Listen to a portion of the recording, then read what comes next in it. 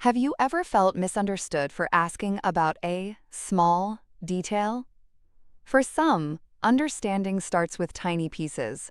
This is called bottom-up processing. It means taking in specific information first, then building a complete picture. Imagine constructing a complex model. You need every screw, every panel, every instruction understood before you see the final product. That is how many neurodivergent brains approach information. This method leads to incredible depth and accuracy.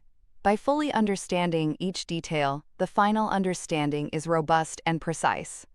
It's a strength, not a weakness, for finding truth.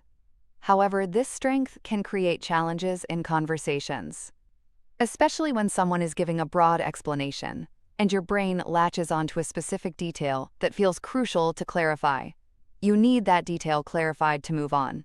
Without it, the rest of the information feels like it's floating, unconnected.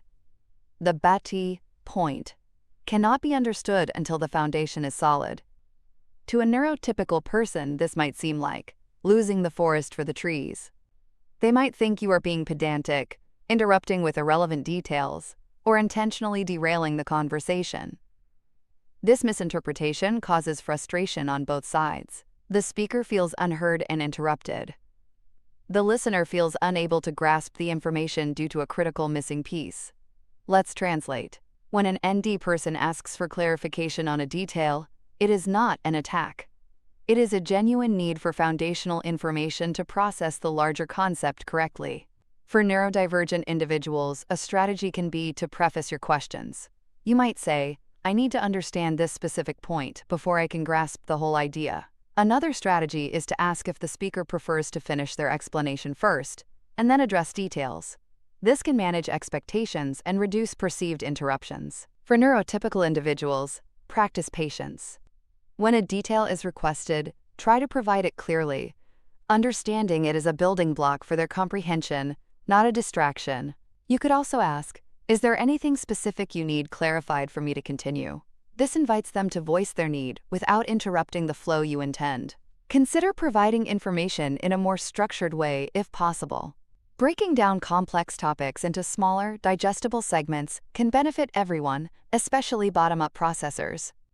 Remember asking Golo, "What is that specific thing?" Chabayada Desha's bottom-up oster is not a challenge, it is a quest for precision.